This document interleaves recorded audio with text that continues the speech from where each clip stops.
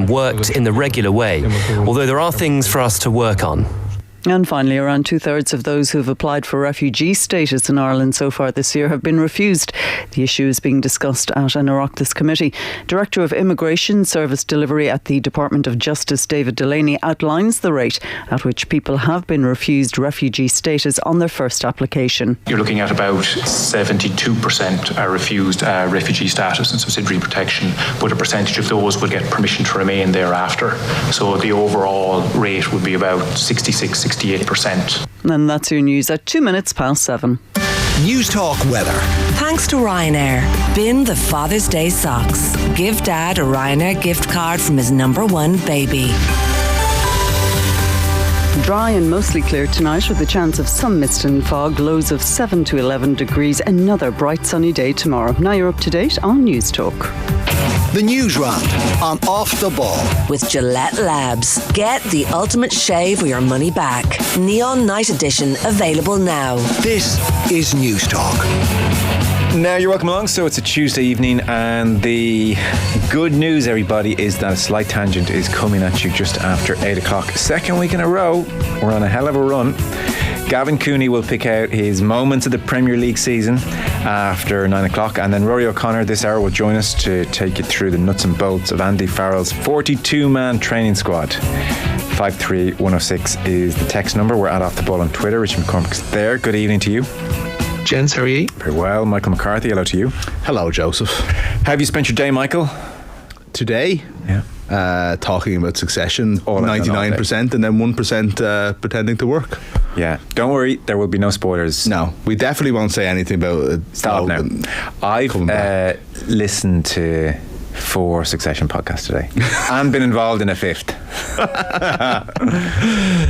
Do you want to plug that? No, right, it's fine. Hard Shoulder. With Andrea Gilligan and Jess Kelly. Yeah. All the big voices in News Talk coming together to talk about Succession. Yeah, there were some disagreements about winners, losers, all that kind of business. So, you know, it's there. I listened to 2, I would say, and I would actually say that was me taking it easy. Very good. Richie, are you a Succession man? I watched the first episode and I just didn't really have any time for it. I haven't gone back to it since. Jeez, I remember you saying that before now. I think you got to venture back for a look. At this stage, it's probably unlikely. Yeah, it's just added to the list of major TV shows that I've just never bothered with. Oh yeah, give us your top 3 of like big shows that you really should have watched but didn't. Sopranos. Yeah, with you there. I've tried it a few times. Started that a few times. 2 morons. Sorry, move on. Sorry. The Succession there. The Wire is another one I haven't really bothered with. Started that a few times as well. God, you name it. I'll probably have much. This is your most hipster moment yet. I just finished watching Barry. It's like I don't listen to. They're way too popular, those shows. I'd like to. Did you get into Breaking Bad? Conversely, I had no. That was in the days before I either had the channel or knew how to come across these things. So what would have been your like? Oh, I binged on that. I loved that. I literally just finished watching Barry, which is phenomenal. Finished watching Marvelous Mrs. Maisel, which again was decent but not brilliant. Decent, yeah. Great. It's kind of, I don't know. God, there's actually loads. But yeah, like most of the big ones. No, but it's funny. That is funny, isn't it? Do you feel there is like some stubbornness there where, well, if the mainstream likes this, without a doubt, Richie doesn't even know that that's there, but it is. No, it's like this is the man that came on and said World Cup final, not for me. Not for me. Average World Cup. World Cup. No, correction. The World Cup as a whole was average. The World Cup final was good. No, it's just, God, like all of these things pretty much popped up at a time when I was either doing breakfast radio, which meant that I was going to bed at stupid early and didn't get time to watch anything, or the family life interceded, and then working. Like I went from working stupid early mornings to working nights, so it's like your main 2 television watching times pretty much your main one, even just completely out of the question. So just that's probably hampered it. Family life's probably hampered it. Yeah. No, that's all fair. Yeah, I'm with them on The Sopranos and The Wire, and I know it's on me. I've tried The Sopranos 3 or 4 times. Got about as far. Maybe it's not for you, but it just means that you're not don't have very good taste with these things. I found it a bit just superficial of a level. The characters didn't do it for me. I couldn't get my teeth. I really couldn't disagree more, but maybe it Did you not? Did you get as far as? You're allowed spoilers. It's called College. You're allowed spoilers. I don't want to spoil it for you. I don't want to spoil it for you. Did you get to an episode called College, where Tony takes Meadow on a tour of colleges? It's like the 4th or 5th episode. I can't remember. Right, I remember a swan being. I'd be surprised. Some ducks in a swimming pool. Yeah, that's earlier. I'd be surprised if you got past that episode and still thought it was, top level or superficial. I just thought, who were the lads? Either of a certain age. One of them was in hospital or something. They were just like caricatures of what the mafia are, with the hair and everything. I just thought it was daft. Like Paulie and a word I'm not allowed to say, the other character on the radio at 7 o'clock in the evening. Whatever. I saw those big two. Something. Yeah, they just left me cold, I have to say. Yeah, I'll try again. Just because you don't understand basic. I don't know. I don't even have ability to finish that sentence. I'm only joking. Pete's really enjoying this character assassination out there, by the way.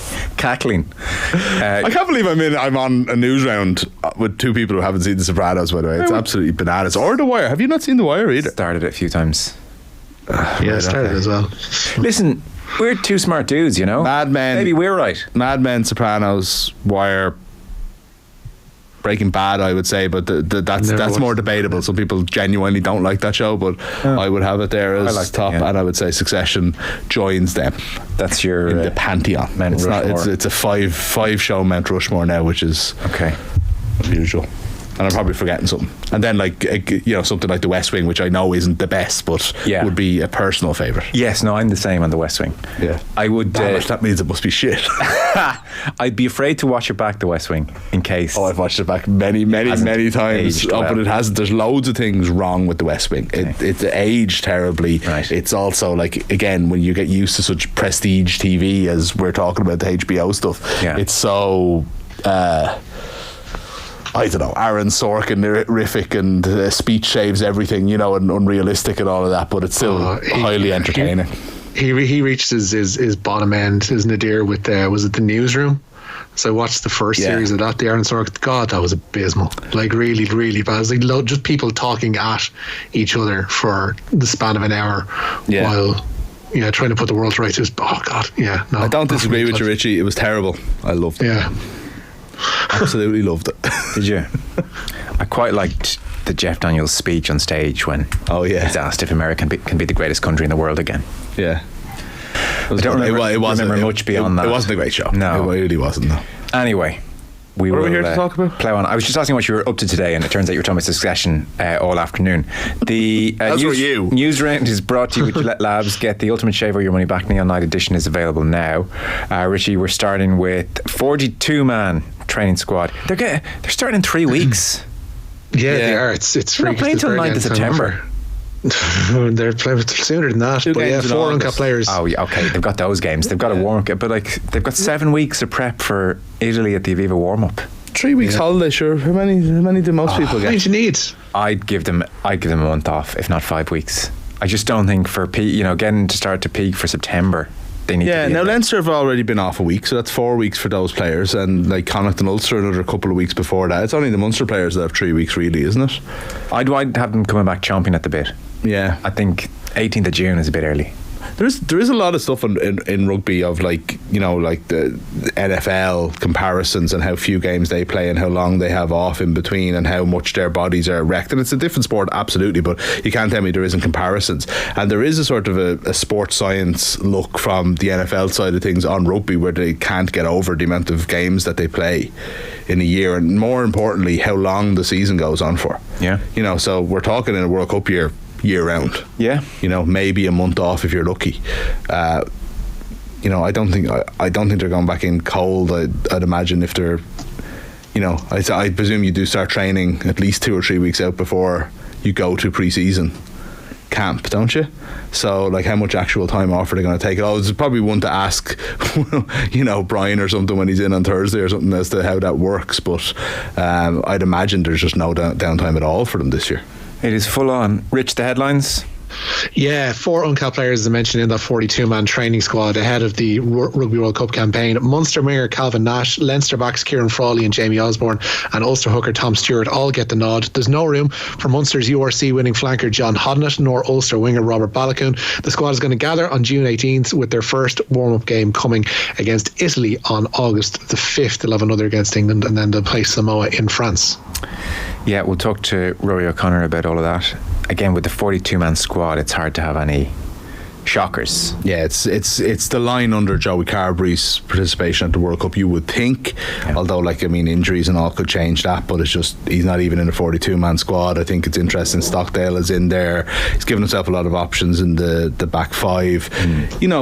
Something small like the fact that Jeremy Loughman has taken over from Kilcoyne with Munster, but Andy Farrell's not making that call quite yet, you know what I mean, and maybe looking for the experience of someone like Kilcoyne in camp, so there's in the bigger picture of what we're going to be looking at when that squad gets cut, no real big stories there, but there are some interesting little decisions that were made. Yeah, Rory will join us 7:30 to talk through in a bit more depth. French Open then underway.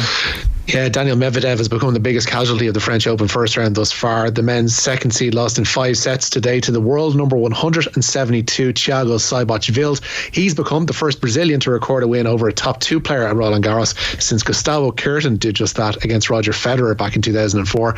Seyboth Wild says the 3-time French Open champion is an inspiration to him. Guga in Brazil, he's an idol for everyone, not only tennis players.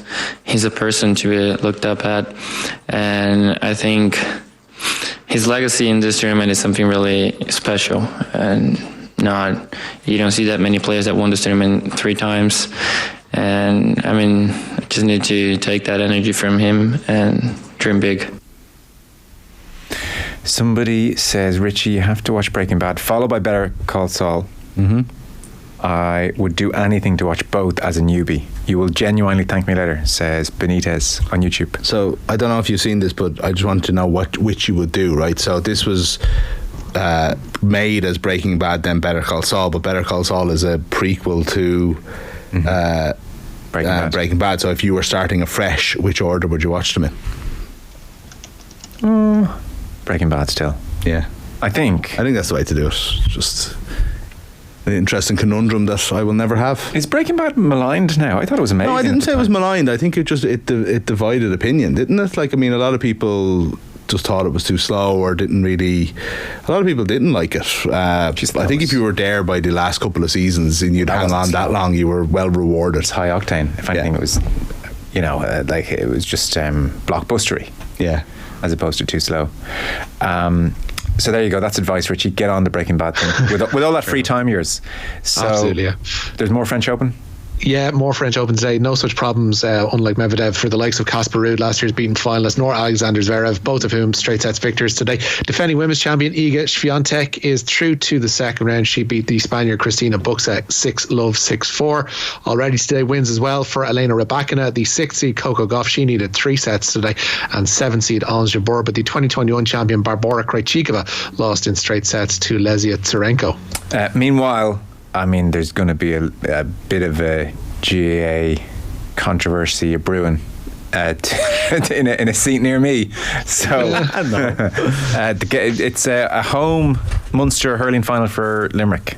Even though the hosts were looking to play it elsewhere. Yeah, the TOS Gaelic Grounds chosen as the venue for the Munster hurling decider. Clare had proposed Semple Stadium, Limerick had proposed Porky Queeve before the counties reached an agreement to play at the Limerick venue. Throw-in on Sunday, June 11th will be at 1:45. Do we know how that agreement was reached? So Clare proposed Semple, Limerick proposed Porky Queeve before they reached an agreement. Clare asked for an adjournment last night, basically. How is this done? Is this by text? No, I think, was there a meeting, or there must have been a representative there, I would imagine, from both things, but there was a tweet last night saying that this wouldn't be announced until tomorrow. It was supposed to be announced at 9 o'clock last night, and it was basically, a tweet went out saying this will be put back until tomorrow following a request from Clare. So what happened seemingly was that the Munster Council wanted Cork. We've known that since when we thought it was going to be Clare and Tip. John Fogarty said yesterday, the Irish Examiner's John Fogarty said yesterday that he he's hearing that still Cork. That came as a massive surprise to people because the obvious venue for a Limerick-Clare match is Thurles, as it has always been, and there's no reason not to. It's very, very difficult, heavy traffic drive to get from Clare to Cork. It's very far away if you think it's the size of Munster, but it was assumed both counties would want to play in Thurles. It was a surprise to everyone to hear that Limerick wanted to play in Cork, and Clare came back with this compromise of basically playing the game away from home, which is a million times better for the supporters. Basically a home game for Clare, except for the fact that it's not. It's actually a home game for Limerick. It's on the ground they train in. If I was to be conspiratorial, I would say that Limerick knew what they were doing. They knew that Clare didn't want to go to Cork and proposed Cork as opposed to just going along with Thurles, hoping that this might happen. And fair play to them if they did, by the way. That's not a negative from me. They've managed, if they've managed to get a home Munster final and they can point at it being Clare's idea, then they've done pretty well out of it, Okay. But I don't know. This is actually better for the fans. Do you know what I mean? All kind of being angry aside, I think the game should be in Thurles. Grand. It's better to be in Limerick than to be in Cork.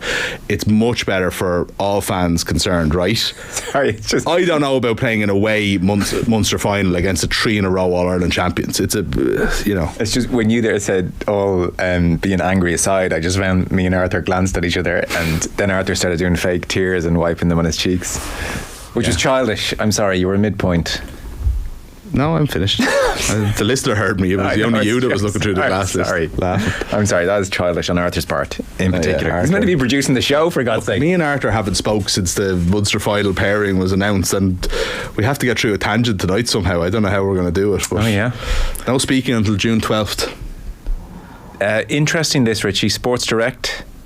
Yeah, the FAI has signed a deal with Sports Direct to sponsor both the men's and women's FAI Cups. The contract is going to run for 3 years. You might remember in 2020, the FAI revealed they were paying back a €6.5 million loan to Sports Direct in monthly instalments, which was set to run until 2025. That a hangover from the John Delaney era. This is literally the first I've seen this story, so I don't know. I'm just asking this out of curiosity. Are Sports Direct paying here for the sponsorship, or is there a degree of contra? I could not say because it doesn't reveal so in the press release as put earlier on. Okay, fair enough. I'm sure someone will look into it in due course. St. Pat's. Yeah, bad news for them. They've confirmed that Tom Gravosti has suffered a ruptured anterior cruciate ligament. The defender sustained the injury in the first half of Friday last 2-1 win at home to Dundalk. Gravosti requires surgery and is likely to miss the rest of Pat's season. He'd also struggled with a hamstring injury earlier this term. The texts are just lighting up with people recommending things to watch on TV. Oh yeah, always the way. Faulty Towers, that's a good one, isn't it? Bernard in Finglas points out, I didn't know this, that Shane Meadows, he of This Is England fame, which is great. Have you seen that? Yeah, long time ago. Oh, it's great. And there was a movie, was there, as well? No, the movie is This Is England. Then there was This Is England 84 or something like that. That was 86. A TV show, wasn't it? I think it went up to 90. Okay. Top. There's a few different installments. Yeah, really good. Grim. Really hard watching. Yeah, it's not a cheery watch. But there's a new Shane Meadows drama starting tomorrow at 9, apparently. It's called The Gallows Pole. It's a period drama, says Bernard in Finglas. Very good. About the making of Led Zeppelin 3. Yes.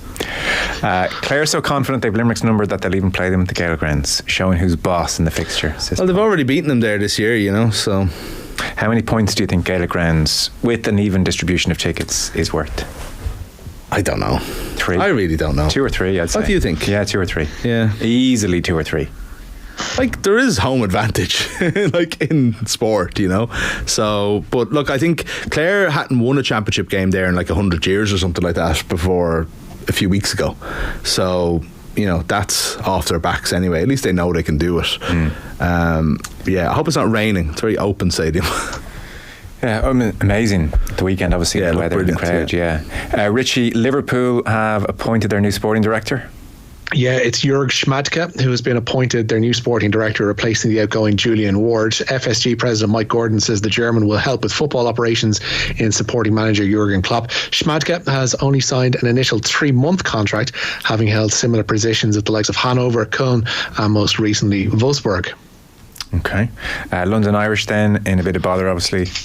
Yeah, but they look set to be given an extension to the deadline to provide assurances about their future. The English RFU want proof that an American-led takeover is close to completion, or that funds are available to compete even in next season's Premiership. Failure to meet the deadline would have seen the Exiles suspended from the English top flight. However, current owner Mick Crossan has agreed to fulfil this month's payroll, and documents regarding that potential takeover are believed to be imminent in the RFU's inbox. Meanwhile then, women's GAA?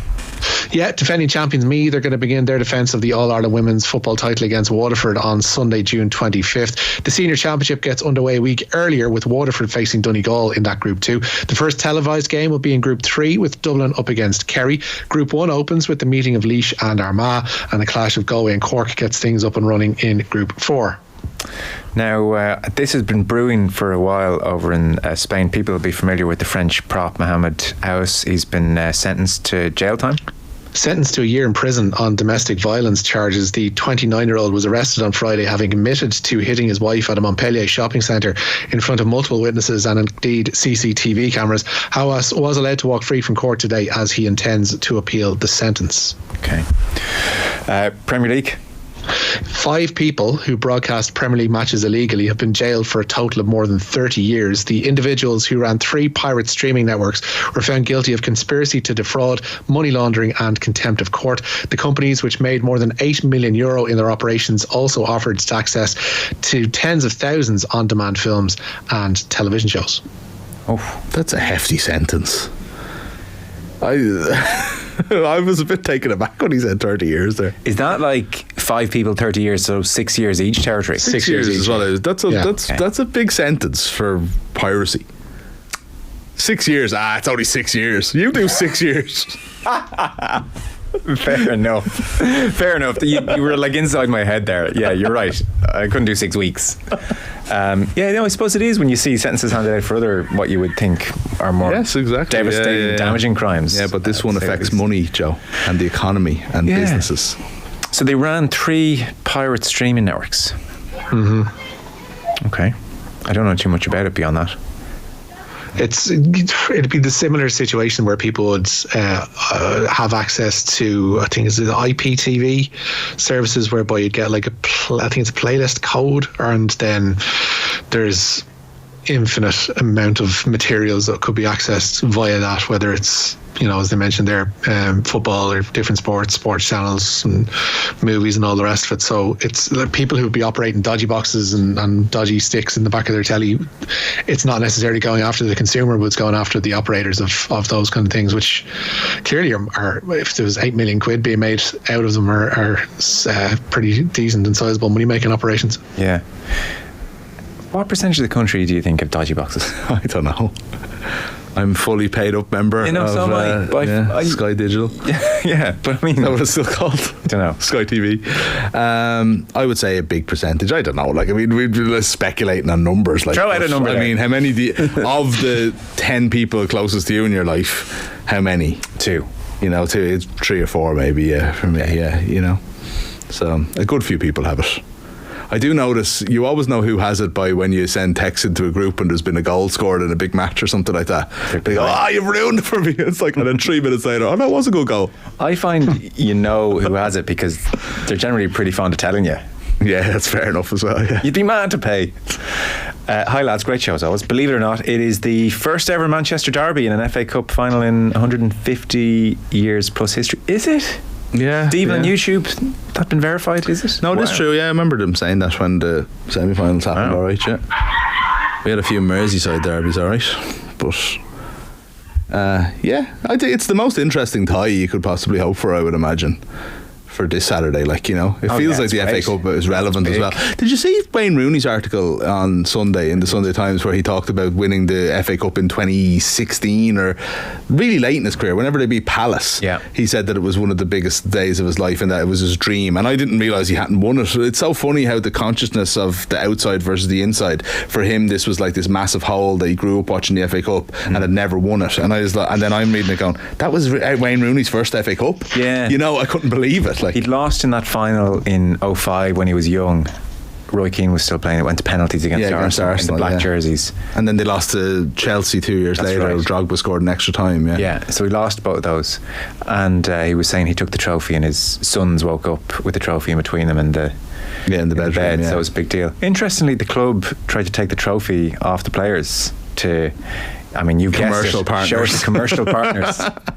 And Rooney, in fairness, said, get lost. Yeah. We've won the trophy. We're taking it for the night at least. Yeah. But I read that on Sunday morning thinking, I can't wait for the FA Cup final. Yeah. And it's, that doesn't happen every year, I suppose. So he's pretty good tactically. His recommendation for Manchester United to win the game was to go 4-4-2, but the 4 and the 4 to be very tight together, not venture forward very much, and basically Rashford and Martial to cheat. To stay up there, split strikers, because City have just had total control of too many games in the last. He used Robin and Duff as examples of two players that did that, who he was a nightmare to play against. They would cheat all the time, and so when you're attacking, at the back of your mind as you're attacking, you're thinking, hang on, where's Duff, where's Robin? So that was his. I mean, to be fair, United have done that under Solskjaer, weirdly more often than most. Those split strikers doing their thing. And Rooney said, everyone in football knows it's impossible nearly to break down 8 players, tightly organised, disciplined, solely focused on keeping a clean sheet. I sort of would think City have faced that. Yeah, they're more than a couple of times. Well practiced at it anyway, if nothing else. Yeah, but it should be good. It should be good. Fellas, we are out of time. Richie, thank you very much. Nice, lads. Cheers. Michael, thank you. Cheers, lads. Your chance to win big. News Talk's Cash Machine. Now, Cash Machine's been reloaded. The new amount is €10,422.60. So text play to 57557. Get your entry in by 3 o'clock tomorrow, and then cross the Go Loud network of stations. Barry Dunn will make the call. If your phone rings, answer within 5 rings and give us the exact amount, please. So the new amount is €10,422.60. Over 18s only. Text cost €2.50.